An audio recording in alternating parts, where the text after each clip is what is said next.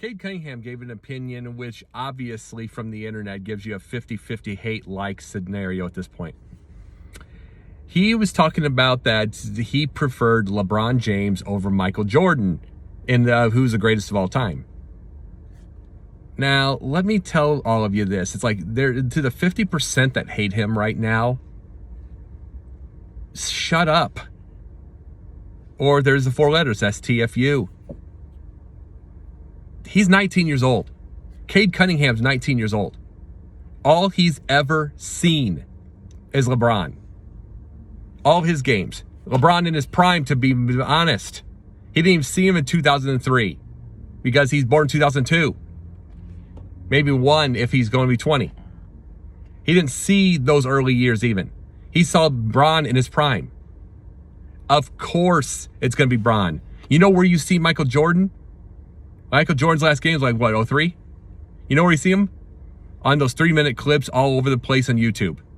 That's all he gets a chance. And even if he would have been the luckiest person alive to be able to watch Michael Jordan and the Wizards, like be a 2-year-old or something and understand that and absorb it, even if he was that, that's still Michael Jordan on the Wizards, and that was a 40-year-old man.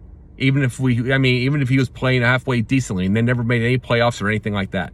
That's all anybody knows from those later years. A 40-year-old man putting up his own stats on a bad team never made the playoffs. Cade Cunningham knows LeBron.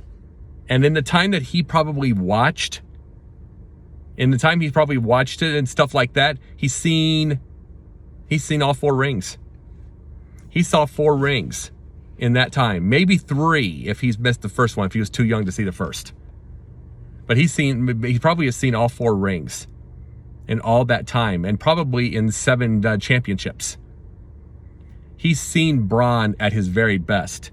And if there was like I said, by miracles, he gets Michael.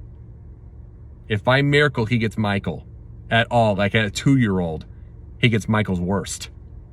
So this is a duh and a shut up to the internet, or at least half of it. This is common sense, people. Common sense. This is generational. Every NASCAR person had their opinion who the greatest of all time is. You go back to the 60s and 70s, you get Richard Petty. Go up to the 70s and above to the 80s, you get Dale Earnhardt. Go up to the 90s and above, pick your 90s above, 2000s and above, pick your choice. Greatest of all time. 50s went back to that. Hell, you can go generations with Richard Petty. He was Petty blue for 12 years and red and blue for 17. Everybody remembers something different. Everybody remembers something different. Generations remember something different. Wilt Chamberlain's been gone 20 years. A lot of us know him as the greatest of all time, but there's going to be another generation. I mean, even this generation right now, they still know him as playing plumbers and construction workers. It's not true, but that's what they think of in comparison to these athletes right now. That's what it is. It's all generational. So quit blaming a 19-year-old kid for having an opinion of only thing he's ever seen. And you don't get an opinion off of YouTube clips.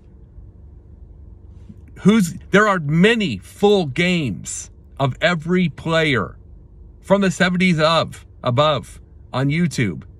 Very few of you will ever watch them. You have too much ADD. You don't have the attention span. So you don't get an opinion, truly, because you're not watching, going back. You're not studying anything. You're seeing what is the now. Or you're either seeing what is the now, or you're going back. Or you're going back and not wanting to let the past go. Leave the kid alone. Leave everybody alone is going to have a generational opinion. Oh, I know it's not fun, but it's reality.